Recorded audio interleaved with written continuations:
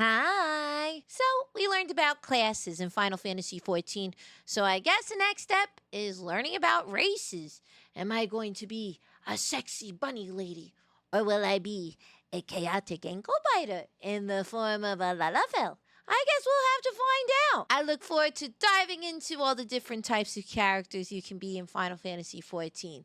So let's go! Final Fantasy XIV poses one choice that will define your entire gameplay experience, a choice that will have Yoshi P himself judging your life choices, and deciding whether or not he'd use his very limited free time to even bother raiding with you. A choice strongly grounded in your own personal taste and unique self-vision. A vision and opinion that everyone will tell you is wrong. So the question is, what race in this fantasy game based outside of reality will you choose? And are you prepared for the hushed whispers of players in Limsa Lominsa when you walk by? If so, then the choice remains. What race should you choose when starting Final Fantasy XIV? Do stats matter? What birthday should you choose? How will this impact your everyday adventure? Thank you. It won't. Nobody cares and the stats don't matter. Hey there, I'm Dying Legacy and I lack imagination and escape like to that the gaming voice. world to run and hide from life's problems. And if you're like me, that leaves us with only one choice of race, the Cure. The poster child of Final Fantasy XIV and the main character of every high school anime in existence. You'll feel right at home running from life's responsibilities. You'll fly under the radar of other players in-game, as you'll be seen as based and boring and practically ignorable. Or you'll be able to live out your Final Fantasy as you, a boring human, assuming you are human. But what if you're a cat, with tiger blood in your veins, and lion's pride in your heart? Then I can only truly recommend Hrothgar. For now, they're only represented by the male side of things. Eventually, we can assume their sexy lioness partners so will you enter said the that there's picture. a But for female now, one you'll now, have to right? make do with Fang, Claw, and Mane. While you assert yourself as the king of the savannah among the Denzians of It's a Eorzea. Johnny. These characters tend to be very rare at the moment, are in need of some mythical bolstering of their forces, and quite clearly the lion's roar of your heart demands you join them, as long as you're okay with not being able to wear hats. But with men's disgraceful, I'm sure it's a worthy sacrifice. But what if your heart says cat, but your soul yearns for head pats and belly rubs? Yeah. Are you starved of attention and need all eyes on you at all times? Then I must diagnose you with a case of Mikote, cat girls and cat boys that rule the streets and fields of every region of Eorzea. The most played race at endgame, being it for fashion or raiding. These cats meow into the night and you can never truly be out of earshot from one. If you choose Mikote, your social standing will skyrocket and all eyes will be on you. So don't Okay, so what I'm learning is you got born humans, right? You can be Bob the human. You can be a Johnny the planeswalker, and now you can be classic anime girl. Do people play as basic ass humans? Tiger boys and ladies, and now we got kitty girls. pillow your characters have spawned, or besmirch the land of YouTube thumbnails that these degenerate catfolk rule. Maybe you see yourself as elegant, refined, more risque than degenerate. You want a character that oozes authority and wows at royal balls. Then you, my friend, are destined to be an Elezen, and are destined to turn heads as the folks of Eorzea turn their heads to check out the tall glass of wine that sauntered on by. Long necks, long ears, and long legs. A race of step-on-me mommy elves that don't crave attention, they command attention. All eyes will be high on you and the price of neck adjustments will soar. The only question that needs to be answered before embodying the Elezen is, are you ready to be responsible and a little xenophobic? Because as an elf, you'll need to be an aristocratic and an untrusting of anyone that's not an elf. Perhaps you feel yourself eternal, youthful, and playful. Perhaps you want Yoshi P to give you head pats and invite you to raids. Does orange juice course through your veins and the top shelf is but a mystery unsolved? Then Eorzea has you covered with Lalafells, a race of individuals that... Well, that sums it up. I was like, I want Yoshi P head pats. I want Yoshi P head pats. I just love that they're like, perhaps you like this. I was like, yeah. And it's like Lalafell. I was like, it's okay. I'm like trying to watch this to see if I'm going to be any other race. And I was like, no, this describes me to a T. And it's fucking Lalafell. Like as if I was going to be anything else. Yeah. I have to do Lalafell. Yeah. Okay, I want to watch that again because I just find it so funny. You'll need to be an aristocratic and an untrusting of anyone that's not an elf.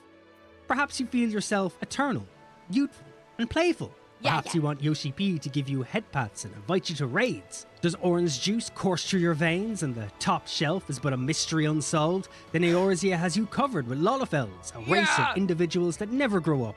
Are you 40 years of age but feel like you're 8? That's Lalafell energy for you. The life and joy of the party, embodying childlike innocence. Invited to all the clubs, except ERP clubs. You can stay the hell outside. But what if the ERP is your thing? What if you exude I can be your mommy energy? What if your demeanor says I'll have your daughter home by 10?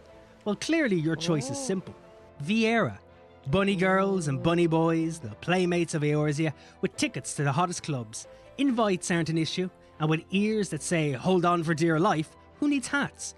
You're here for the ride and nobody can say no. But I also want to be a Playboy bunny in Final Fantasy. Damn it. Doesn't matter if you're AFKing in Limsa or booty slapping endgame. Everyone has your number and you hold the reins. On the offhand, what if you feel untamable, unquestionable, and slightly edgy? What if the friction of touch and an unnecessary need to hoard gold in a mountain is your calling? Well, I have to break it to you.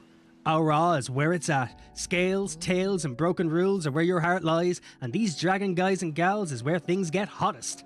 You don't need tickets to the party if you are the party. With free reign to be the dark night of everyone's night, you'll find it hard to find the time to curl up with a good book when your inner thoughts are screaming for chaos and glamour.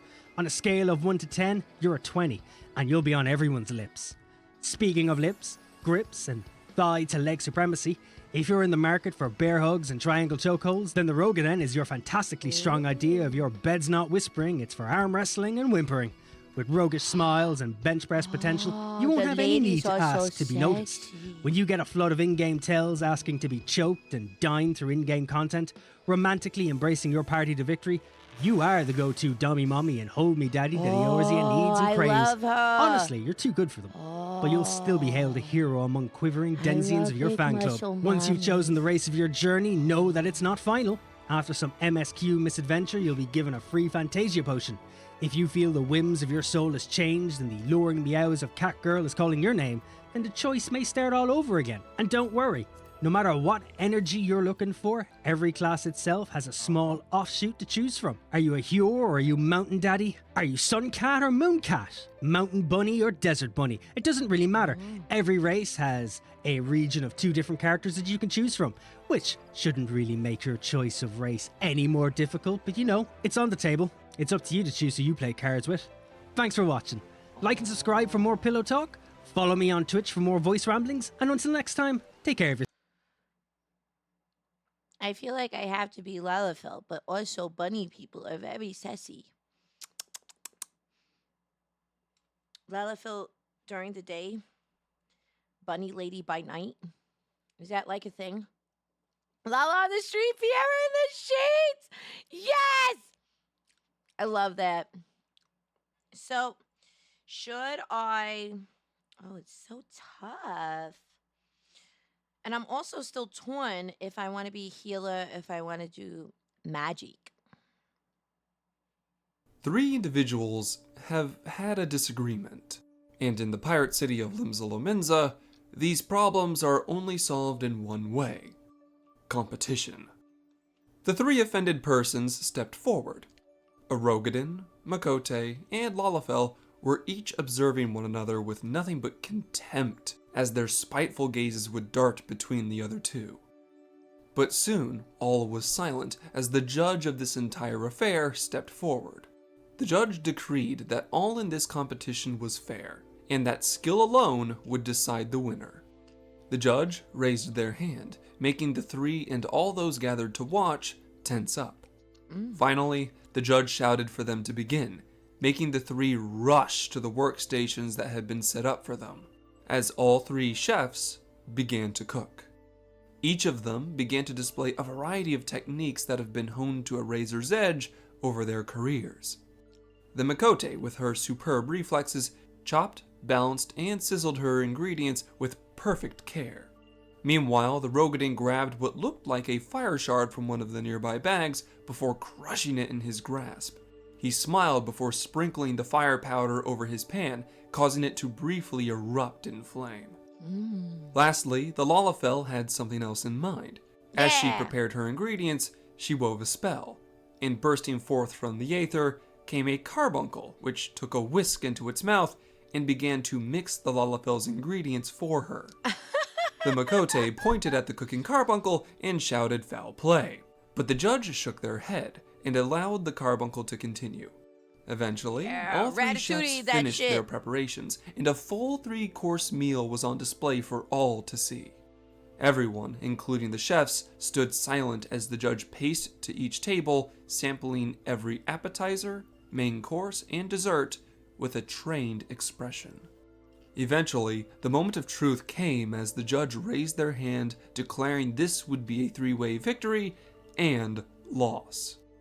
The Makote had produced the finest appetizer, which stimulated the appetite and excited the taste buds. However, the Roganins' main course was everything one should expect from a proper meal. Meanwhile, the dessert presented by the Lalafell and her carbuncle was rich yet easy on the stomach. Bro, Begrudgingly, I'm so the chefs Lalafell gave in to coded, the it's judge's crazy. appraisal, and a new 3-course meal combining their talents was added to Limsa's menu. It would become known as the Warring Terzetto, and became a favorite for all those visiting the city-state for years to come. hi, Bassos. Thank you so much for the tier 1, honey. Mwah! Thank you.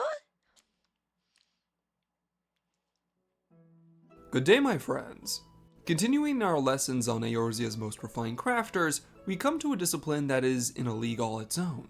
While most crafters deal with materials and items meant to be worn or wielded, this one deals only in objects that are meant to be eaten. I love it. Indeed, let us come together and partake of the world's delicacies as we understand what it means to be a culinarian. Yeah. In the history of the entire world, things like the Culinarians Guild are considered really young. However, the practice of cooking and preparing food has been around for as long as can be remembered. Through every astral era and umbral calamity, there's always been the need to sustain one's life through sustenance. You see, food serves 2 purposes.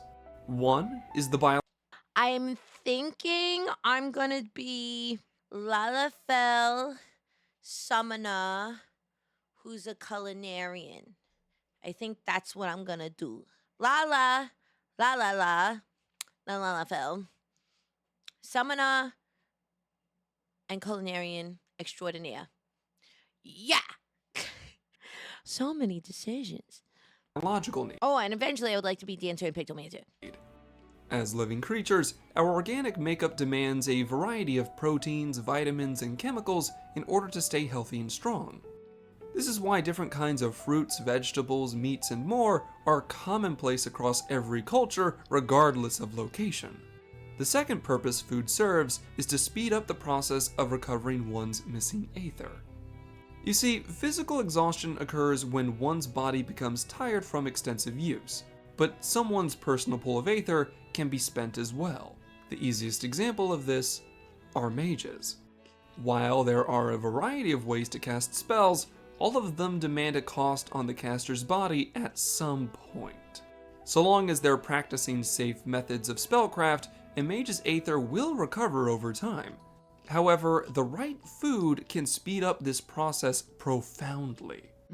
After all, food, like everything else in our world, is ultimately made of aether. So what better way to recover the energy you're missing than by devouring it? Eating the right food can energize your body and your aether in strange yet interesting ways. That being said, food and the various ways it has been prepared have been celebrated across multiple cultures, generations, and continents. Which brings us to the modern chef, or rather, the Eorzean culinarian. Yay! Today, Aldenard's passion for all things cooking is easily traced back to Limsa Lominsa. While Lima every Loma country has its Salsa! own culture when it comes to food, it was Limsa that took the idea of feasting to an entirely new level and has yet to stop. But to understand why, we need to turn back the clock a little more than 50 years ago. At this time, the Admiral of Limsa Lominsa was a man named Gulskif Baldwanson. Bless you. But he was more infamously known as Mast Cleaver Baldwanson. Despite his vicious reputation, this Rogadin fancied himself a connoisseur of all things food. There are many stories of him sailing with his crew to try and catalog every recipe known to our realm. To him, rare ingredients and new recipes were as good as any treasure, and you could consider your mast cleaved if you got in his way. You wouldn't expect a pirate to fall so deeply in love with the culinary arts, especially with all the stories of sailors losing their teeth in fights, as well as the infamous cases of scurvy. And yet, Baldwinson was a true gourmand, worthy of the title, as he learned to cook every dish he discovered, and even perfected some of his own recipes. His love for the art of cooking was as vast as the sea itself, so in order to immortalize his findings and hand the torch to the next generation of chefs, Admiral Baldwinson declared that Limsa shall create the Culinarians Guild.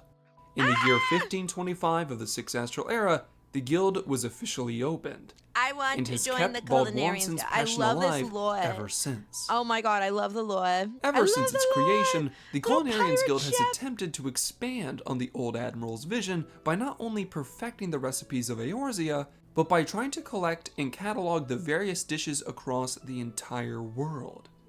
From beverages to pastries, surf to turf, noodles and more, almost any kind of dish you can imagine has been practiced in these halls. In fact, many cooking techniques passed down through the guild's teachings were created by the Admiral himself. So it could be said that any member of the guild is truly following in the Admiral's footsteps. Though despite his passion and love for cooking, he isn't all the guild would eventually become known for. Using perfected cooking techniques as well as experimental recipes, the guild has ever tried to push the bounds of culinary expertise. To that end, they've created many dishes and meals unique to the guild itself, such as the infamous eggless omelette. But the guild has never simply created new meals for its own sake. Attached to the guild hall is a restaurant named the Bismarck, and it has always acted as the best way for everyone to partake of the latest and greatest discoveries of the guild. In fact, the Bismarck is so refined that some food critics have stated that it is the only restaurant worthy of the name. And strangely enough, this statement isn't entirely hyperbolic.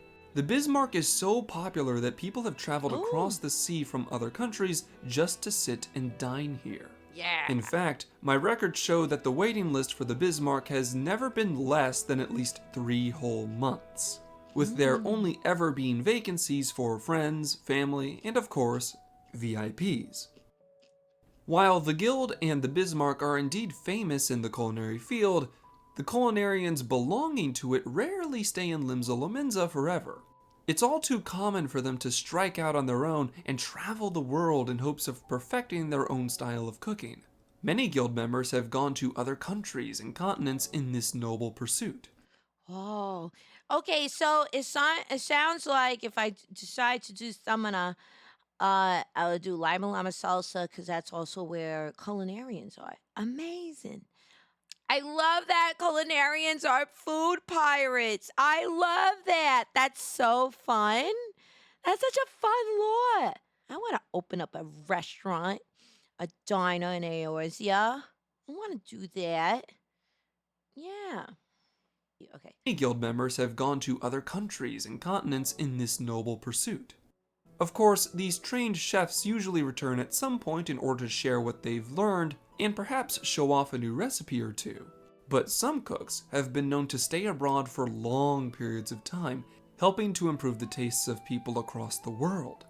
Given enough time, it's likely that the Culinarians Guild may have a direct or indirect connection to every major civilization at some point because of this worldly endeavor. But now that we've covered the history of the guild and its origins, let us go over their choice of tools and attire.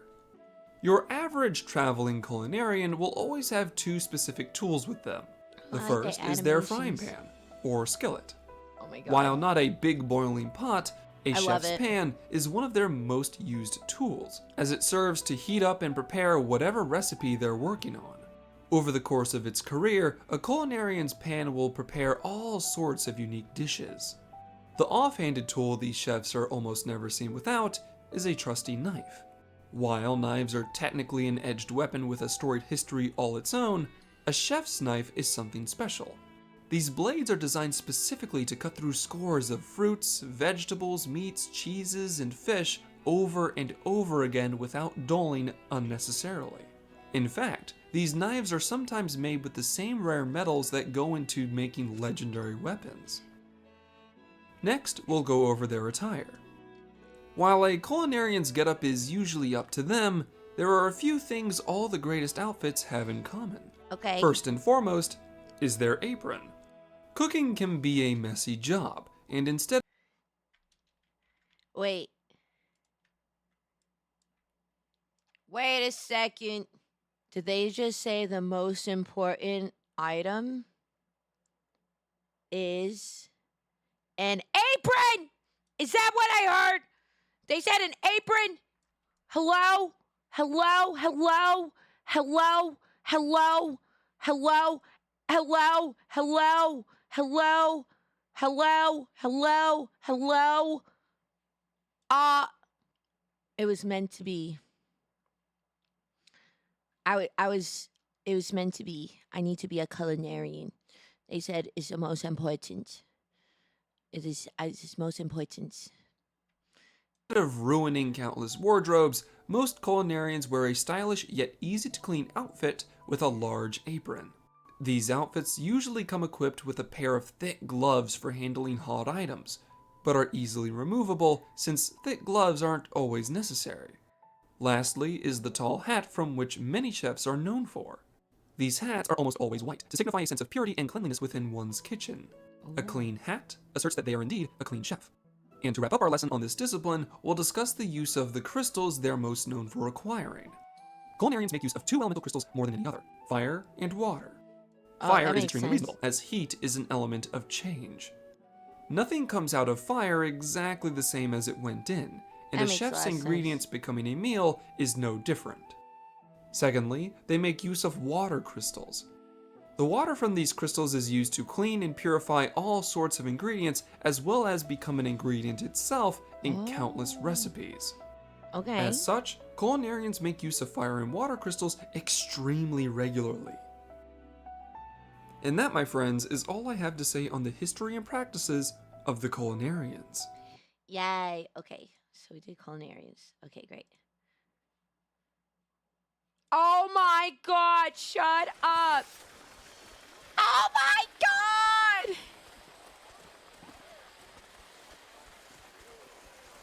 This is so cute. Oh, this is so cute.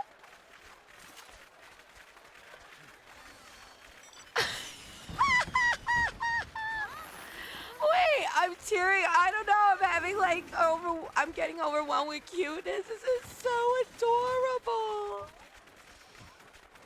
Oh my God.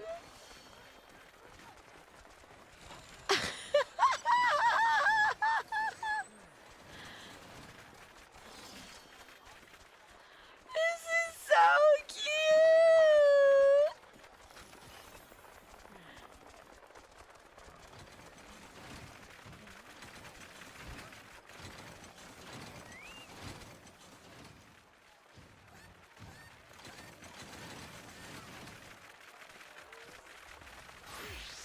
Oh my God, there's one using an umbrella. Oh my God, this is so cute. This is adorable.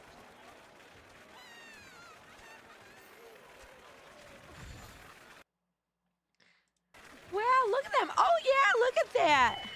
Oh my. Oh, the show. Oh my God. I love the floating balloons. You see the carbuncle? I need it. Oh my God, I'm crying. This is so cute. I'm dying. They're adorable. Oh my God.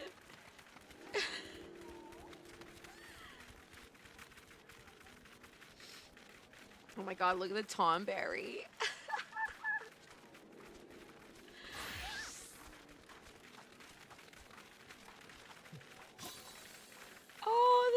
so cute.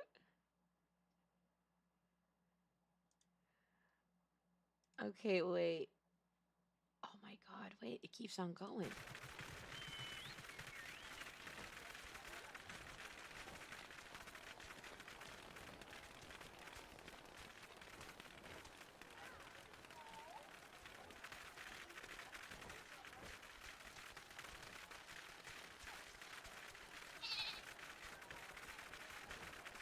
This is so. Wait, I love that cactuar umbrella. Oh, I'm dying. It's so cute.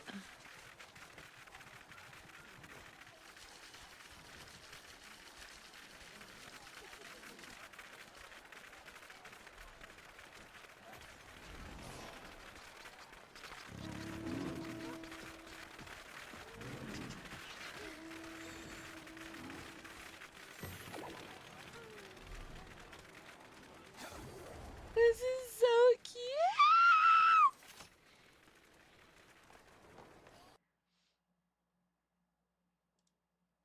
Oh my God. Okay, wait, you said the first one?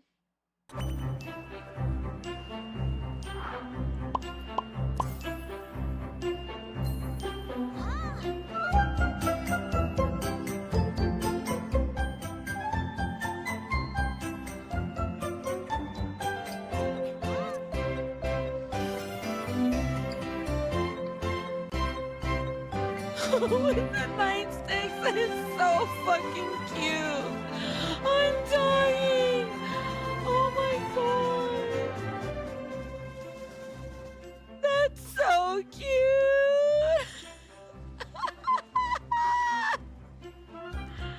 Oh, I'm fucking crying. It's so cute.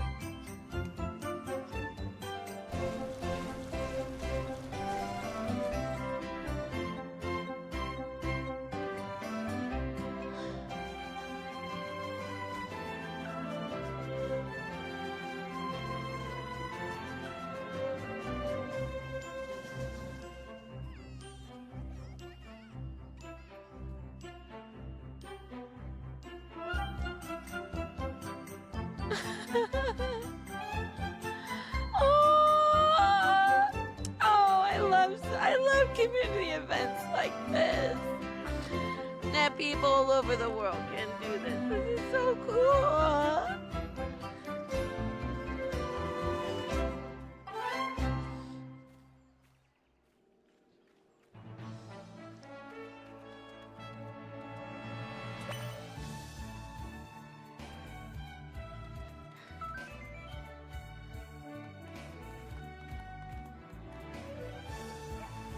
How often do they do this? This is so sweet.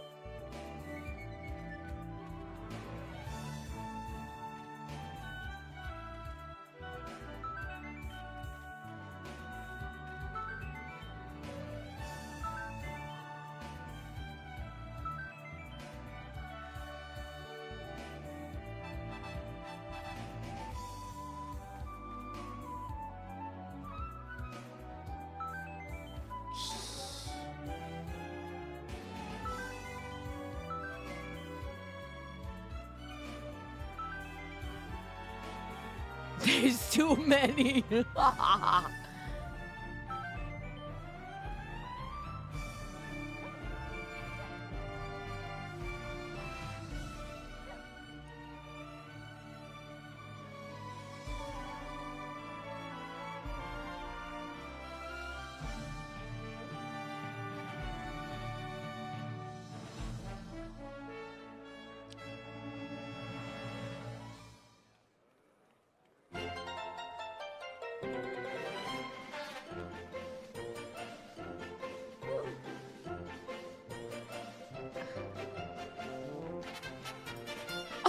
just love that they're like unleashing these halls with these carpets and stuff. It's so funny. I love it. Oh my God, that's so cute. Oh my God.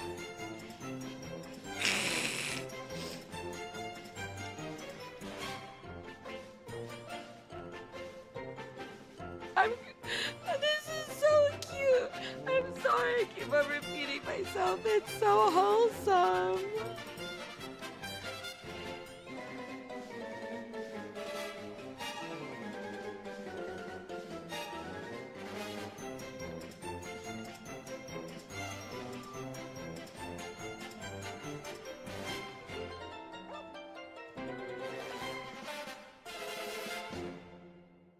Lima Llama Salsa.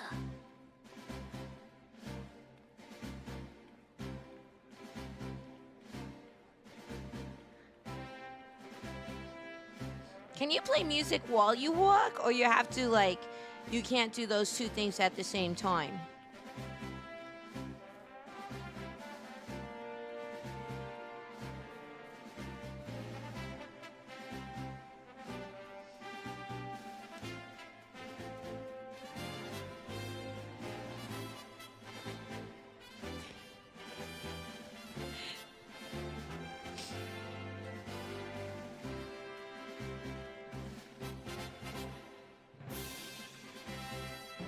Oh, look at them!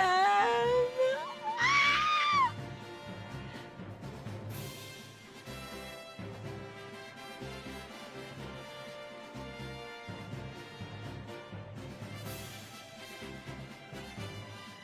Oh, look at all them swimming! Ah!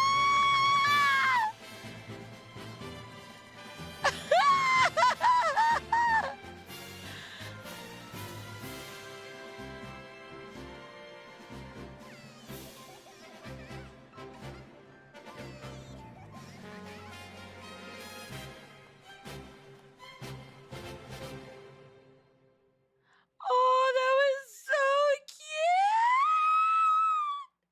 I love it. I was not prepared to be